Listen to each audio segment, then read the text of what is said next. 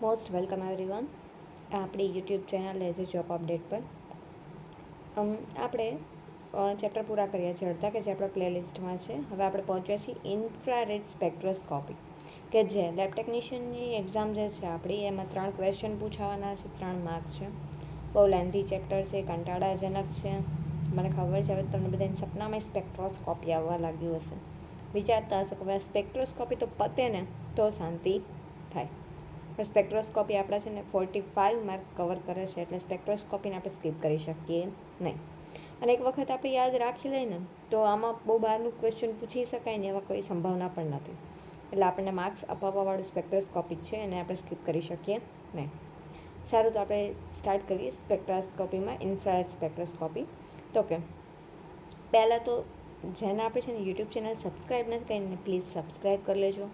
PDF માટે થઈને આપણું ટેલિગ્રામ જોઈન્ટ કરી દેશો કે જેમાં બધી પીડીએફ તમને મળી જશે. અને જો તમને કોઈ પણ ક્વેશ્ચન હોય, ડાઉટ હોય તો તમે આપણું ઇન્સ્ટાગ્રામ જે છે એમાં આઈડી છે, પેજ છે કે જે જોબ અપડેટ કરીને જ છે, આ જ લોગો છે ત્યાં, તો ત્યાંથી તમને મળી જશે. અને કોઈ પણ ક્વેશ્ચન તમે મને પૂછી શકશો. બને એટલા શોર્ટ ટાઈમમાં હું તમને આન્સર આપીશ. ઇન્ફ્રારેડ સ્પેક્ટ્રોસ્કોપીમાં આણ્વીય વર્ણપટ. તો કે ઇન્ફ્રારેડ સ્પેક્ટ્રોસ્કોપી એક એવી પદ્ધતિ છે કે જેમાં અણુઓ ઇન્ફ્રારેડ ક્ષેત્ર જે છે 4000થી 400 સેન્ટીમીટરનો એમાં વિદ્યુત ચુંબકીય વિકરણને શોષે છે.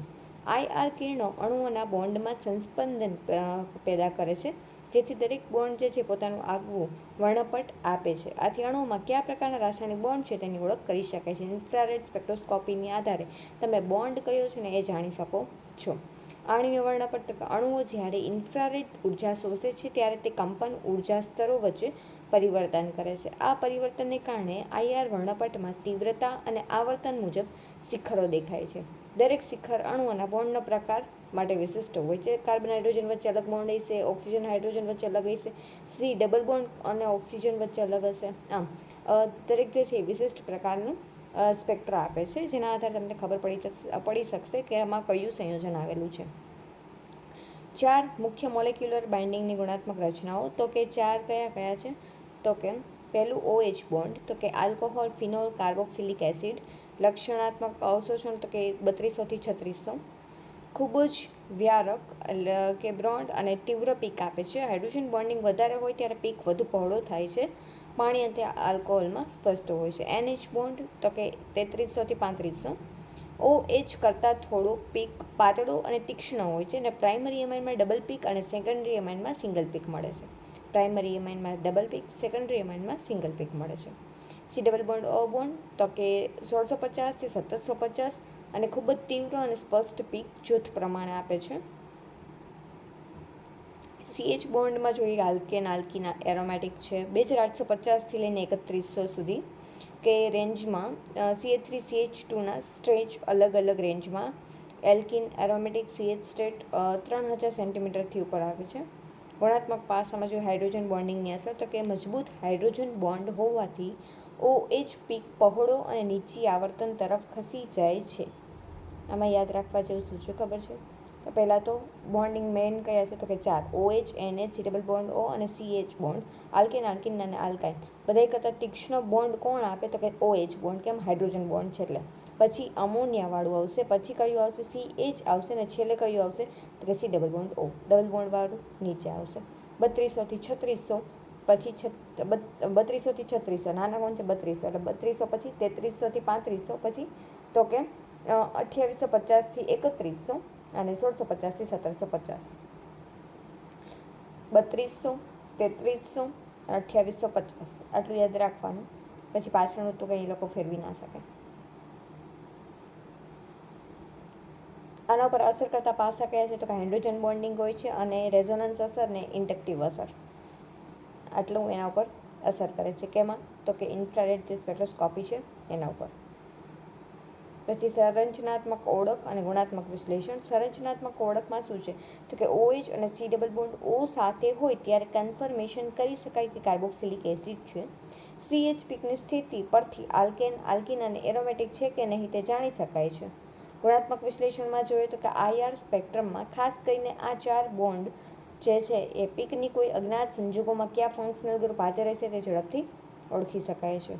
આણ્વીય કક્ષકમાં આપણે જોયું તો કે જ્યારે બે કે તેથી વધુ પરમાણુઓના પરમાણુ કક્ષક એકબીજા સાથે ઓવરલેપ થાય છે ત્યારે નવા કક્ષકો ઉત્પન્ન થાય છે, જેને આણ્વીય કક્ષક કહે છે. શું કહે છે? બે પરમાણુઓ જ્યારે એકબીજા સાથે જોડાય છે, દાખલા તરીકે આપણે જોઈએ કાર્બન અને હાઇડ્રોજન બેઉ જોડાય છે તો શું થશે? તો કે એ પોતાની ઓર્બિટલ તો છે પરંતુ બે ભેગી થઈ અને એક નવી ઓર્બિટલ ઉત્પન્ન કરે છે. તેને શું કહે છે? આણ્વીય કક્ષક કહે છે.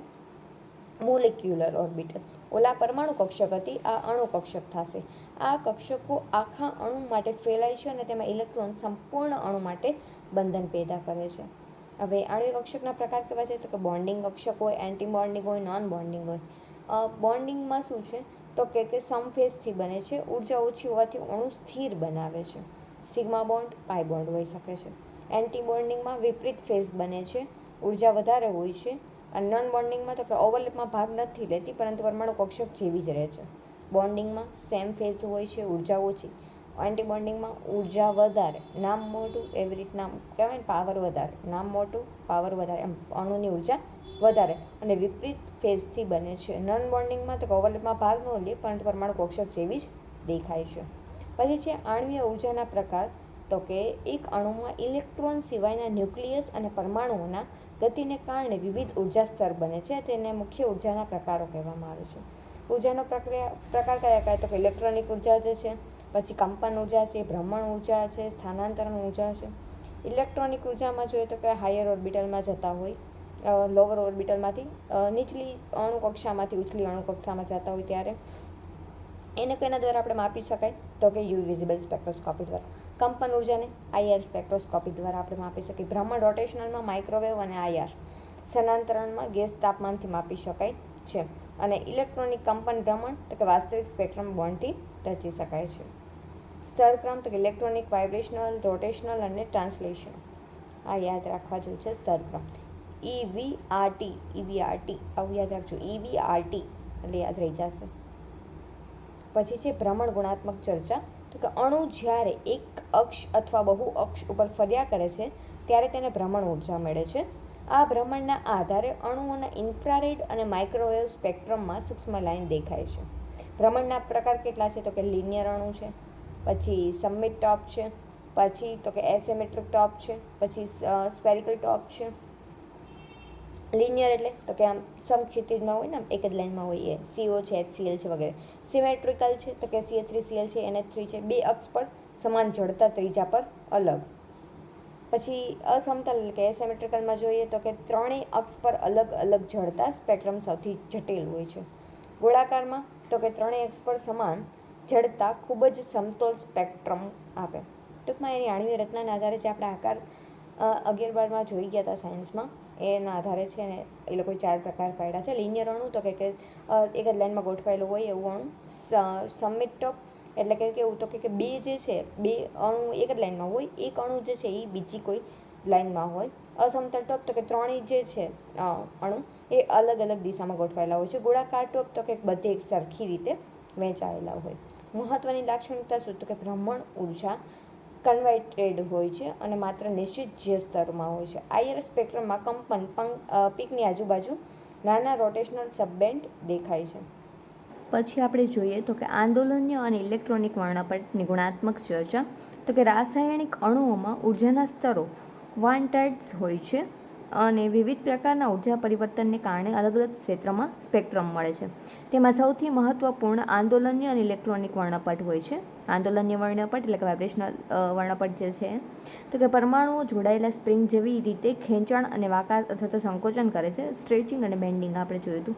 આ કંપન ઉર્જા સ્તરો વચ્ચે પરિવર્તનથી ઇન્ફ્રારેડ અને રમણ ક્ષેત્રમાં અવશોષણ અથવા તો વિખેરણ પામે છે. ઉર્જાક્રમ તો કે ઇલેક્ટ્રોનિક કરતાં નીચી પરંતુ ભ્રમણ કરતાં ઊંચી. કંપનના પ્રકાર તો કે બે સ્ટ્રેચિંગ હોય અને બેન્ડિંગ હોય. સ્ટ્રેચિંગ તો કે લંબાઈ બદલાય છે, બેન્ડિંગ એટલે કે એનાથી જે બોન્ડ એંગલ જે છે એ બદલાય છે. પછી જોઈએ તો કે IR સક્રિયતા તો કે કંપન વખતે ડાયપોલ મોમેન્ટ બદલાય ત્યારે જ IR અવશોષણ દેખાય છે. અને રમણ સક્રિયતા ક્યારે દેખાય? તો કે જ્યારે પોલારાઇઝેબિલિટી હોય જે છે એ બદલાય છે ત્યારે રમણ પીક દેખાય છે. મોસ્ટ ટાઈમ્પી ક્વેશ્ચન કે IR જે છે ડાયપોલ મોમેન્ટ ઉપર આધાર રાખે છે, જ્યારે રમણ સક્રિયતા છે એ પોલેરાઇઝેબિલિટી જે છે એના ઉપર આધાર રાખે છે. વિશેષ મુદ્દામાં જોઈએ તો કે હાર્મોનિક એસિલેટર મોડેલ મુજબ મૂળભૂત અવશોષણ સિલેક્શન રૂલ ડેલ્ટા વી કેટલું હોય છે તો કે +or-1 જેટલું. ઓવરટોન અને કોમ્બિનેશન બોન્ડ પણ જોવા મળે છે અને પીકની પહોળાઈ હાઇડ્રોજન બોન્ડ અને સોલ્વન્ટ અસરનો અંદાજ મળે છે. પછી ઇલેક્ટ્રોનિક વર્ણપટ તો કે અણુમાં ઇલેક્ટ્રોન ઉચ્ચ ઉર્જાવાળા ઓર્બિટલ અથવા તો બોન્ડિંગ અને એન્ટી બોન્ડિંગ કક્ષકોમાં જમ્પ કરે ત્યારે યુવી વિઝિબલ ક્ષેત્રમાં અવશોષણ થાય છે. આ ઇલેક્ટ્રોનિક ટ્રાન્ઝિશનને કારણે ઇલેક્ટ્રોનિક વર્ણપટ મળે છે. ઉર્જાનો ક્રમ જોઈએ તો કે સૌથી ઓછી ઉર્જા કેટલી હોય છે 10⁴ થી 10⁵ જેટલી હોય છે અને યુવી વિઝિબલમાં 200 થી 800 નેનોમીટર સુધી હોય છે. સિગ્માથી સિગ્મા સ્ટાર સૌથી ઊંચી ઉર્જા, પછી એનથી સિગ્મા સ્ટાર લોન પેર જે અણુ હોય એમાં બતાવે.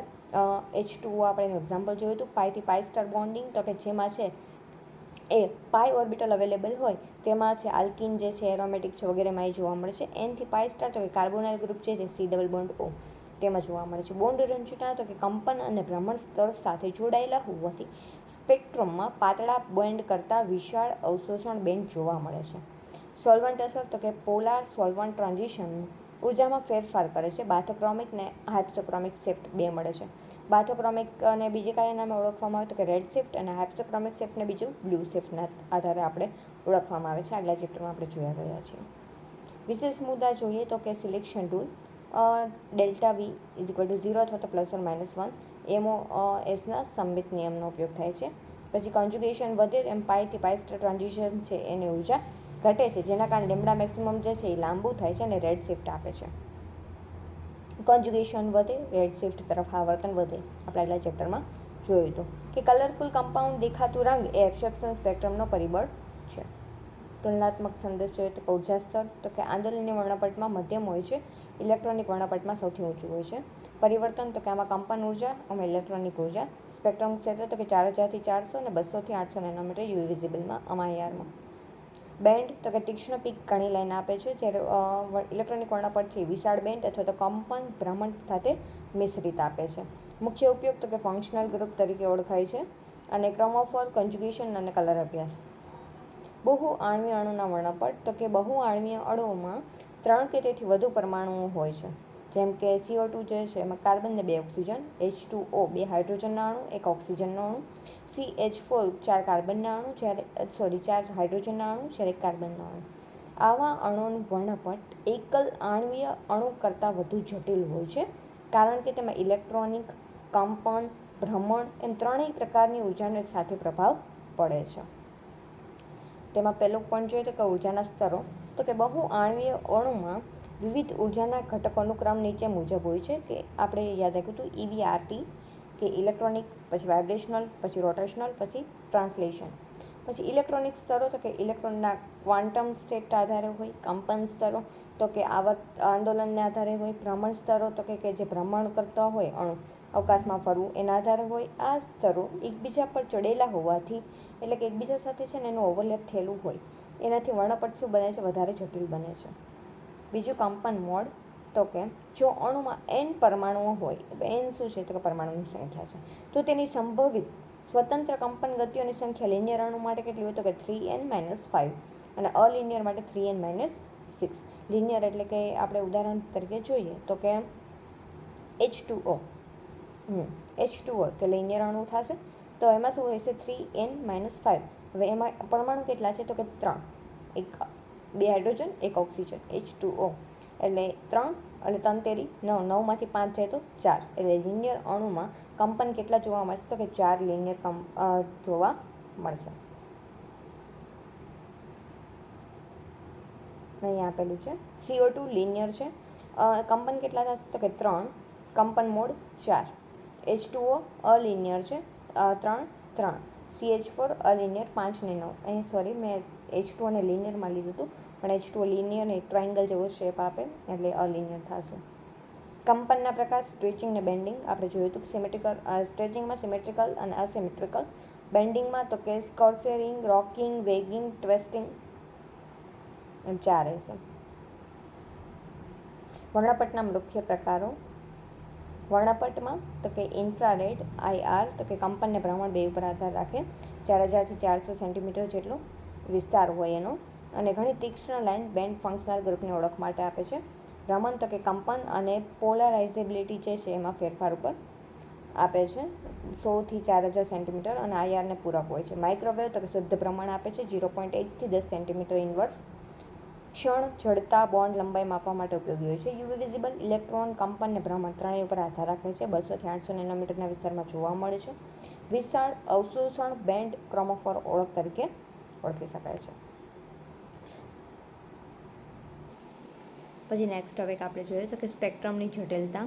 તો કે બહુવિધ કંપન મોડ્સ તો કે દરેક મોડની પોતાની ભ્રમણ ઉપર રચના હોય છે. પરિણામે અનેક પીકોવાળો જટિલ આઈઆર અથવા તો રમન સ્પેક્ટ્રમ બને છે. ઓવરટોન અને કોમ્બિનેશન બોન્ડ તો કે મૂળભૂત કંપન સિવાય ઊંચા સ્તરે પણ અવશોષણ બને છે. બે અલગ મોડ સાથે જોડાય અને કોમ્બિનેશન બોન્ડ બને છે. પછી છે ફર્મી રિઝોનન્સ તો કે દરેક નજીકના ઉર્જાવાળા બે કંપન મોડ પરસ્પર મિશ્રિત થતાં અસામાન્ય પીક તીવ્રતા મળે છે. સિમેટ્રીનો પ્રભાવ તો કણોની સમાનતા આઈઆર અથવા તો રમન સક્રિયતા નક્કી કરે છે. ઉદાહરણ તરીકે જોઈએ તો કે CO2માં સિમેટ્રિક સ્ટેજ આઈઆર ઇનએક્ટિવ પણ રમન એક્ટિવ. CO2માં શું છે તો કે સિમેટ્રિક સ્ટેજ જે છે આઈઆરમાં ઇનએક્ટિવ છે પણ રમનમાં શું બતાવે તો કે એક્ટિવ બતાવે છે. ઉદાહરણ તરીકે વિશ્લેષણમાં H2O તો કે બેન્ટ મોલેક્યુલ છે કે આઈઆરમાં 3 મુખ્ય પીક મળે છે સિમેટ્રિકલ સ્ટેજ અને એસિમેટ્રિકલ સ્ટેજ. આ બધું પૂછાશે નહીં કે ક્યારે કયા સ્ટેજમાં છે પણ H2O તો કે બેન્ટ મોલેક્યુલ છે. CO2 તો કે લિનિયર મોલેક્યુલ છે. CH4 તો કે ટેટ્રાહેડ્રલ છે. બહુ આણ્વીય અણુઓનું વર્ણપટ ઇલેક્ટ્રોનિક કંપન અને ભ્રમણ ઉર્જા સ્તરોની મિશ્રણથી બને છે. N પરમાણુ ધરાવતા અણુમાં અનેક કંપન મોડ હોવાથી તેનો આઈઆર અથવા તો રમન સ્પેક્ટ્રમ ખૂબ જટિલતાથી બને છે. આ સ્પેક્ટ્રમમાંથી બોન્ડ લંબાઈ, બોન્ડ એંગલ, સમમિતિ, ફંક્શનલ ગ્રુપ અને રાસાયણિક બંધારણ વડે વિશેષ ઊંડાણપૂર્વકની માહિતી પ્રાપ્ત થાય છે. હવે તમને એમ થશે કે આટલું બધું અંદરથી પૂછાઈ શકે એમ નથી તો શું કામ ને આ બધું અમને તમે કહો છો? કારણ કે જો 2 વખત એક્ઝામ કેન્સલ થઈ છે. હવે આમાં શું થશે કે 75% લોકો જે છે પ્રિપરેશન કરવાની બંધ કરી દીધી હશે અને જે લોકો 25% જે પ્રિપરેશન કરતા હશે ને એટલી નેક્સ્ટ લેવલની કરતા હશે ને કે જેના આધારે છે ને પેપર જે છે એ ખૂબ અઘરું આવવાના છે અને ચાન્સીસ વધી જાય છે 120 માર્ક્સનું. કારણ કે જો જે તૈયારી કરવાવાળા છે મેથ્સ રિઝનિંગ એને તો આવડતું જ હશે એટલે જે માર્ક્સ લેવાના થશે 120 માર્ક્સ જ આપણને જે છે એ બાકી બધાથી અલગ પાડી શકે એમ છે. એટલા માટે આપણે જે સ્પેક્ટ્રોસ્કોપી અને બાકી બધા અમુક ટોપિક છે કે જેમાંથી વધારે અંદરથી પૂછાઈ શકે એમ છે તે એમાં બહુ વધારે લીધું છે. એના પછીનું જે રમન સ્પેક્ટ્રોસ્કોપી જે છે એમાં 3 કે 4 પેજમાં જ પૂરું થઈ જાય છે મે બી, કારણ કે એમાં કોઈ એટલું બધું જરૂરી નથી. પછી આપણે જોઈએ તો કે ઇન્ફ્રારેડ સ્પેક્ટ્રોસ્કોપી. તો કે ઇન્ફ્રારેડ સ્પેક્ટ્રોસ્કોપી એવી પદ્ધતિ છે જેમાં અણુ ઇન્ફ્રારેડ કિરણો શોષે છે. આ કિરણો અણુના કેમિકલ બોન્ડમાં આંદોલન પેદા કરે છે જેને પરિણામે દરેક ફંક્શનલ ગ્રુપ પોતાનું આગવું અવશોષણ વર્ણપટ આપે છે. આઈઆર સ્પેક્ટ્રમ દ્વારા અણુના મોલેક્યુલર સ્ટ્રક્ચર વિશે માહિતી મળે છે. આઈઆર સ્પેક્ટ્રમ અને મોલેક્યુલર સ્ટ્રક્ચરનો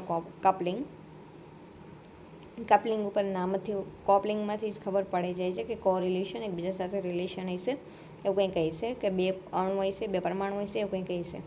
આઈઆર સ્પેક્ટ્રમના શિખરો અને સંયોજનના ફંક્શનલ ગ્રુપ વચ્ચેની સંબંધ નીચે મુજબ હોય છે. OH આલ્કોહોલ અને ફિનોલ તો કે 3200 થી 3600 સુધી આપે છે. પહોળો તીવ્ર હાઇડ્રોજન બોન્ડિંગ વધે તો પહોળો થાય. NH તો કે 3300 થી 3500, CH તો કે 2850 થી 2960, C ડબલ બોન્ડ O 1650 થી 1750, C ડબલ બોન્ડ C તો કે 1620 થી 1680, C ટ્રિપલ બોન્ડ N નેટ્રલ તો કે 2220 થી 2260, C ટ્રિપલ બોન્ડ C તો કે 2100 થી 2260. પૂછાઈ શકે એવા કહે તો કે OH, C double bond O, NH, C triple bond N અને C triple bond C. FTIR એટલે પહેલાં તો શું Fourier transform infrared spectroscopy. FTIR એ ઇન્ફ્રારેડ સ્પેક્ટ્રમ મેળવવાની આધુનિક તકનીક છે જે ફોરિયર ટ્રાન્સફોર્મર ગણિતનો ઉપયોગ કરે છે. કાર્ય પદ્ધતિમાં જોઈએ તો કે ઇન્ટરફોર્મોમીટર જે છે તેમાંથી સતત આઈઆર કિરણોની માપણી કરવામાં આવે છે. ઇન્ટરફેરોગ્રામ જે છે એ સમય આધારિત સિગ્નલ મેળવે છે અને ફોરિયર ટ્રાન્સફોર્મર જે છે એના દ્વારા તેની ફ્રીક્વન્સી આધારિત સ્પેક્ટ્રમમાં પરિવર્તિત કરે છે. એનો લાભ શું છે તો કે બહુ ઝડપથી સંપૂર્ણ સ્પેક્ટ્રમ મળે છે. ઊંચી સ્પેક્ટ્રલ રિઝોલ્યુશન મળે છે. સિગ્નલ ટુ નોઇઝ રેશિયો ઉત્તમ આપે છે. અને ખૂબ નાનું સેમ્પલ પૂરતું હોય છે. ગેસ, લિક્વિડ અને સોલિડ ત્રણેય માટે ઉપયોગી છે. પછી જોઈએ તો કે રમન સ્પેક્ટ્રોસ્કોપી પરિચય. તો કે રમન સ્પેક્ટ્રોસ્કોપી એ inelastic scattering of the light laser light પર આધારિત છે. જ્યાં લેઝર કિરણ અણુ સાથે અથડાય છે ત્યારે છૂટા પડેલ પ્રકાશ મૂળ તરંગ દૈર્ઘ્યમાં થોડું બદલાવ કરી અને બહાર આવે છે. પ્રક્રિયા તો કે લાઇટ સ્કેટરિંગ. પછી સક્રિયતા શરત તો કે પોલરાઇઝેબિલિટી બદલાવ જરૂરી હોય છે. સેમ્પલની તૈયારી તો કે પાણીનો પ્રભાવ ઓછો હોય, કાચ અને પારદર્શક સેલ સરળ હોય. ફાયદા શું છે તેના? તો કે જલીય દ્રાવણના સેમ્પલ માટે ઉત્તમ હોય છે. ક્વાર્ટઝ કાચ સેલમાં માપણી શક્ય છે. IR silent model Raman active થઈ શકે છે. હવે આઈઆર અને રમન બે વચ્ચે અલગ શું? ડાયપોલ મોમેન્ટ ઉપર આધાર રાખે, પોલેરાઇઝેબિલિટી ઉપર આધાર રાખે. પાણીમાં ઉપયોગ આ આઈઆર જે છે મર્યાદિત ઉપયોગ થાય, રમન માટે ઉત્તમ છે. મેટલ ગ્લાસ માટે આઈઆર જે છે કઠિન છે, રમન છે સરળ છે. ઘણીવાર આઈઆર અને રમન મોડ અલગ અલગ ઘણીવાર પૂરક માહિતી પણ આપે છે. આઈઆર પ્લસ રમન એ એક સાથે ઉપયોગ અણુની પૂર્ણ રચના સમજવામાં મદદરૂપ થઈ શકે છે. સારાંશ શું છે? આઈઆર સ્પેક્ટ્રોસ્કોપીની અણુઓના ફંક્શનલ ગ્રુપ ઓળખવા માટે મુખ્ય સાધન છે અને એફટીઆઈઆર આધુનિક ઝડપદાર અને અત્યંત સંવેદનશીલ પદ્ધતિ છે કે જેમાં સંપૂર્ણ સ્પેક્ટ્રમના ઉપયોગ ઝડપથી આપે છે. રમન સ્પેક્ટ્રોસ્કોપી શું છે? તો કે આઈઆરનો પૂરક છે જેમાં પાણી આધારિત સેમ્પલનું વિશ્લેષણ સરળ બને છે. પાણીનું રમનમાં અને ત્રણેય કોના ઘન પ્રવાહી વાયુ ત્રણેય કોના દ્વારા જાણી શકાય તો કે રમન સ્પેક્ટ્રોસ્કોપી દ્વારા. ગ્લાસ મેટલ આયનનું રમન સ્પેક્ટ્રોસ્કોપી દ્વારા. પાણી પ્રત્યે તો કે રમન સ્પેક્ટ્રોસ્કોપી. ત્રણેયને સાથે ઉપયોગ કરી અને અજ્ઞાત સંયોજનનું મોલેક્યુલર સ્ટ્રક્ચર ચોક્કસ રીતે નિર્ધારિત કરી શકાય છે. પછી છે most IMP question fluorescence. Fluorescence એ એક એવી પ્રકાશ ઉત્સર્જન પ્રક્રિયા છે જેમાં કોઈ પદાર્થ, સામાન્ય રીતે મોલેક્યુલ અથવા તો આયન, એ વિશિષ્ટ ઉર્જા શોષી લે છે પરંતુ તે દીર્ઘ તરંગ પ્રકાશ રૂપે ઉત્સર્જન કરે છે. તરત જ શું કરે છે? પોતે કોઈ પ્રકાશ ઉત્સર્જન પ્રક્રિયા કરે છે તો કોઈ પદાર્થ શું કરે તો કે વિશિષ્ટ ઉર્જાને શોષી લે, પછી ત્યારે ને ત્યારે થોડીક જ સેકન્ડમાં શું કરે તો કે એને મુક્ત કરી દે. મુખ્ય તબક્કા કયા છે એમાં? તો કે એબ્સોર્પ્શન પહેલાં શોષણ, કે મોલેક્યુલ જે છે એ જમીન અવસ્થામાંથી ઉચ્ચ ઉર્જાવાળી અવસ્થામાં જાય છે. શું કરશે? એ કોઈ એક ઇલેક્ટ્રોન છે એ શું કરશે તો કે ઉર્જાને શોષી લેશે. એટલે ઉર્જા એનામાં આવી તો શું થશે? નીચલી ઉર્જા કક્ષકમાંથી ઉપરની ઉર્જાની કક્ષકમાં જશે તો શું કરશે તો કે થોડુંક જે એનર્જી છે એ પોતે દૂર કરશે, મેળવી લીધી. હવે શું કરશે તો કે ફટાફટ એટલી જ ઉર્જા છે એ વળી પાછી એ મુક્ત કરી દેશે.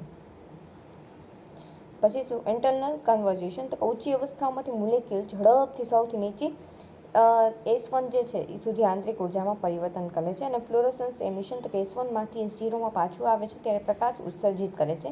આ ઉત્સર્જનનું તરંગ દૈર્ઘ્ય શોષણ કરતાં લાંબુ હોય છે. વિશેષતા શું છે? તો કે તાત્કાલિક પ્રકાશ ઉત્સર્જન કરે છે. પછી ઉત્સર્જિત પ્રકાશની ઉર્જા શોષિત પ્રકાશ કરતાં ઓછી હોય છે. કેટલાક મોલેક્યુલ્સ જે છે ઉદાહરણ તરીકે નેપ્થેલિન છે, ફ્લોરિન છે, એન્થ્રેસિન છે, એમાં એન્થ્રેસિનમાં ખબર ને 3 ચકેડાવાળું આવે એમાં ખાસ કરીને મજબૂત ફ્લોરોસન્સ જોવા મળે છે. ફ્લોરોસન્સ સ્પેક્ટ્રોસ્કોપી તો કે ફ્લોરોસન્સને માપવા માટેની એક સંવેદનશીલ વિશ્લેષણ પદ્ધતિ છે કે જેમાં નમૂનામાં ઉત્સર્જિત પ્રકાશની તીવ્રતા અને તરંગલંબાઈનું અધ્યયન થાય છે. એના મુખ્ય ઘટકો કયા કયા છે? તો કે એક્ઝિશન સોર્સ, પછી મોનોક્રોમેટર, સેમ્પલ સેલ, પછી એમિશન મોનોક્રોમેટર અને ડિટેક્ટર. એક્સાઇટિંગ સોર્સમાં જોઈએ તો કે અલ્ટ્રાવાયોલેટ અથવા તો વિઝિબલ લાઇટ જે છે એ મર્ક્યુરી લેમ્પ છે, ઝેનોન લેમ્પ છે, લેઝર છે વગેરેનો ઉપયોગ થાય છે.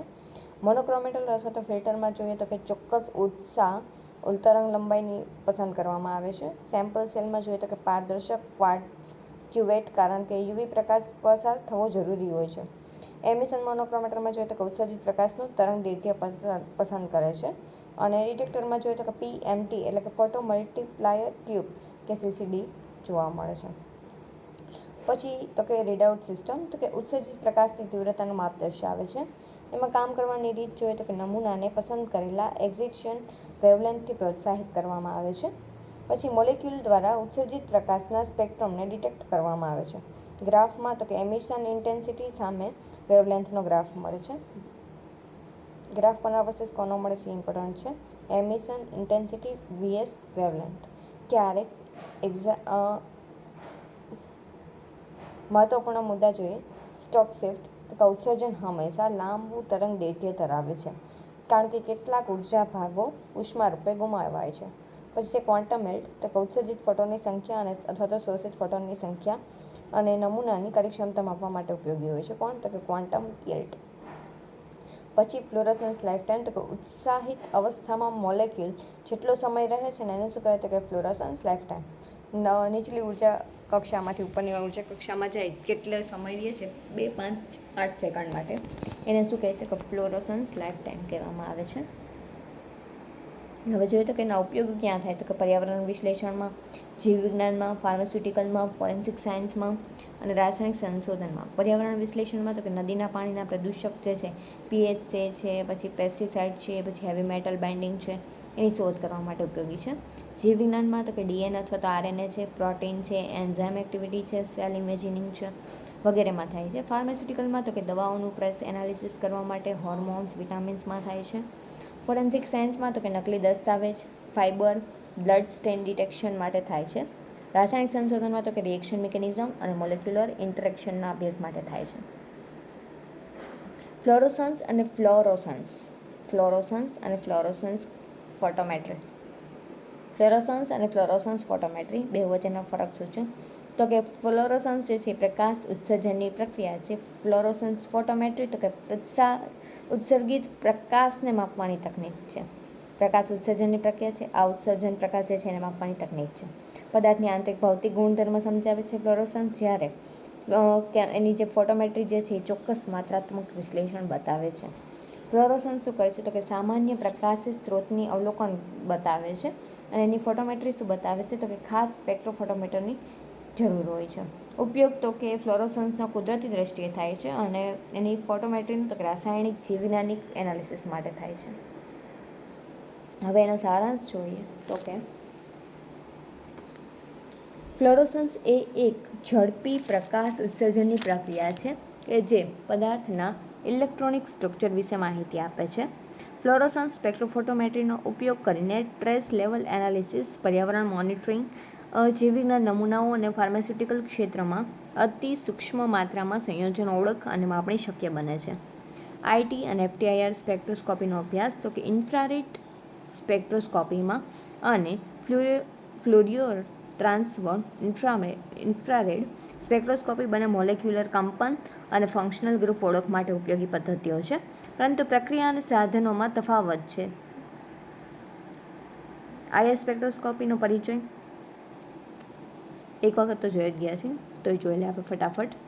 આઈઆર સ્પેક્ટ્રોમેટ્રી જે છે એ પદ્ધતિ કે જેમાં ઇન્ફ્રારેડ કિરણો શોષે છે અને તેના પરિણામે અણુના કંપન ઉર્જા વચ્ચે પરિવર્તન થાય છે. ફંક્શનલ ગ્રુપ કયા તો કે CW બોન્ડો, OH, NH, CHને ઓળખવા માટે બહુ ઉપયોગી થાય છે. સાધન સામગ્રીમાં જોઈએ તો કે આઈઆર લેમ્પમાં નન્સ્ટ અને ગ્લોબલ કિરણ સ્ત્રોતનો ઉપયોગ થાય છે. મોનોક્રોમેટરમાં તો કે ચોક્કસ તરંગલંબાઈ પસાર કરવામાં આવે છે. Sample cell, KBr pellet, NaCl window સેમ્પલરમાં મૂકવામાં આવે છે. ડિટેક્ટર અને બોલોમીટર જે છે અને થર્મોકપલ અથવા તો ફોટોકન્ડક્ટિવ ડિટેક્ટર ઉપયોગ થાય છે. કાર્ય પદ્ધતિમાં જોઈએ તો કે આઈઆર કિરણો જે છે એ સેમ્પલમાં પસાર કરવામાં આવે છે. સેમ્પલના ફંક્શનલ ગ્રુપ મુજબ કિરણો શોષાય છે અને બાકીના શું થાય છે તો કે એનું અનુપાત અથવા તો ટ્રાન્સમિશન કરવામાં આવે છે અને આ ડેટા ઉપરથી એબ્સોર્પ્શન સ્પેક્ટ્રમ તૈયાર કરવામાં આવે છે. અને મર્યાદા શું છે તો કે મર્યાદિત સિગમેન્ટ આપે છે. પછી સિગ્નલ ટુ નોઇસ ઓછું હોય છે. આઈઆર સેમ્પલ જે છે એના ઉપર કામગીરી મુશ્કેલ પડે છે. એફટીઆઈઆર જે છે એ શું છે તો કે આધુનિક તકનિક છે. મિકલસન ઇન્ટરફોર્મર જે છે એના દ્વારા છે ને એ ફ્યુરિયર ટ્રાન્સફોર્મર ગણિતનો ઉપયોગ થાય છે. પછી ઇન્ટરફ્રોગ્રામ જે છે એમાં ફ્યુરિયર ટ્રાન્સફોર્મર કરીને તરંગલંબાઈ આધારિત સ્પેક્ટ્રમ મેળવવામાં આવે છે. કાર્ય પદ્ધતિમાં આપણે જોઈએ તો કે ઇન્ટરફોર્મોમીટર જે છે એનાથી સતત આઈઆર કિરણને ઇન્ટરફિયર કરવામાં આવે છે અને ઇન્ટરફેરોગ્રામ જે છે એના દ્વારા એને પ્રાપ્ત થાય છે. લાક્ષણિકતા તો કે ખૂબ ઝડપથી સ્પેક્ટ્રમ આપે છે. 0.1 સેન્ટીમીટર સુધી હોય છે. ઉચ્ચ કોઈ બેકગ્રાઉન્ડ અવાજ ઓછું હોય છે. ગેસ, દ્રાવક, સોલિડ, પછી પાવડર્ડ સેમ્પલ સરળતાથી માપી શકાય છે. કેટલીકવાર સ્કેનિંગ અથવા તો નોઇસ ઓછું કરી શકીએ છીએ. એફટીઆઈઆરમાં વિશેષ તકનિક કઈ છે તો કે એટીઆર, નમૂનાને સીધી સ્પર્શ કરાવી અને આઈઆર સ્પેક્ટ્રમ મેળવવું. પછી એફટીઆઈઆર તો કે લઘુ નમૂનાઓને સિંગલ પાર્ટિકલ એનાલિસિસ કરી શકાય છે. પછી 2D આઈઆર સ્પેક્ટ્રોસ્કોપી તો કે મોલેક્યુલર ઇન્ટરેક્શન અને કન્ફોર્મેશન ચેન્જીસ વિશ્લેષણ કરી શકાય છે. હવે બેની તુલનાત્મક અભ્યાસ આપ્યો છે. તો કે સ્પેક્ટ્રમને આધારે તો કે સ્ટેપ વાઇઝ સ્કેનિંગ થાય છે અને ફૂલ સ્પેક્ટ્રમ થાય છે એમાં. પછી આનો ટાઈમ તો કે મિનિટ્સમાં હોય છે, FTIRનો સેકન્ડમાં હોય છે. રિઝોલ્યુશન તો કે આનું મોડરેટ હોય છે, જ્યારે આનું FTIRનું હાઈ હોય છે. સિગ્નલ ટુ નોઇઝ તો કે લોવર હોય છે IRનું, જ્યારે FTIRનું હાયર હોય છે. સેમ્પલ ટાઈપ તો કે પાવડર પેલેટ હોય છે અને એમાં પાવડર લિક્વિડ ગેસ ATR હોય છે. ડેટા પ્રોસેસિંગ તો કે IRનું સિમ્પલ હોય છે, FTIRનું ફ્યુરર ટ્રાન્સફોર્મ રિક્વાયર્ડ હોય છે. અભ્યાસ અને ઉપયોગ તો કે ફંક્શનલ ગ્રુપ ઓળખ માટે ઉપયોગી છે. સામગ્રીની ઓળખ અને ગુણવત્તા નિયંત્રણમાં ઉપયોગી છે. પર્યાવરણીય વિશ્લેષણમાં ઉપયોગી છે. કંપની અને લેબના પરીક્ષણ માટે ઉપયોગી છે. સંયોજનના મોલેક્યુલર સ્ટ્રક્ચરનો અભ્યાસ કરવા માટે bonding, symmetrical, hydrogen bonding effect વગેરે માટે ઉપયોગી છે. સારાંશ જોઈએ તો કે IR સ્પેક્ટ્રોસ્કોપી મૂળભૂત રીતે મોલેક્યુલર કંપન અભ્યાસ માટે છે. FTIR એ ઝડપી, ઉચ્ચ સંવેદનશીલ અને વિસ્તૃત ફંક્શન એપ્લિકેશન ધરાવતી ટેકનિક છે. IR અને FTIR બંને મોલેક્યુલર સ્ટ્રક્ચર, ફંક્શનલ ગ્રુપ અને ક્વોલિટી નિર્દેશક માટે મજબૂત સાધન છે, પણ FTIR આધુનિક લેબમાં પ્રાથમિક પદ્ધતિ બની ગઈ છે. આઈ હોપ તમને જે IR સ્પેક્ટ્રોસ્કોપી છે, ઇન્ફ્રારેડ સ્પેક્ટ્રોસ્કોપી અને FTIR અને રમન સ્પેક્ટ્રોસ્કોપી વિશે થોડી ખબર પડી ગઈ છે. રમન સ્પેક્ટ્રોસ્કોપી વિશે પણ આપણે આમાં વાત કરી દીધી છે, એટલે આના પછીનું જે ચેપ્ટર છે આપણે રમન સ્પેક્ટ્રોસ્કોપી એટલું બધું ડિટેલમાં નહીં જોઈએ, પણ જોશું ખરી. આઈ હોપ કે તમને બધું સમજાણું હશે. જો આના રિલેટેડ તમને કોઈ પણ ક્વેરી હોય તો તમે આપણી ઇન્સ્ટાગ્રામ ચેનલ જે છે એજી જોબ અપડેટ, એના ઉપર તમે પૂછી શકો છો. PDF માટે થાય અને તમે આપણી જે ટેલિગ્રામ જે ચેનલ છે એજી જોબ અપડેટ, એના ઉપર જઈ અને તમે જોઈન થઈ જજો, તો જેથી તમને બધા લેક્ચરની PDF જે છે તેમાં મળી શકશે. હમણાં થોડા ટાઈમમાં લેબ ટેકનિશિયનની એક્ઝામ આવી છે. તમારી તૈયારી જે છે બહુ સારી ચાલતી હશે એવી હું આશા રાખું છું. જો તમે આપણા ચેનલને સબસ્ક્રાઈબ ન કરીએ તો પ્લીઝ સબસ્ક્રાઈબ કરી દેજો અને બને તેટલું તમારા વધુ ફ્રેન્ડ સાથે તેમને શેર કરજો. Thank you.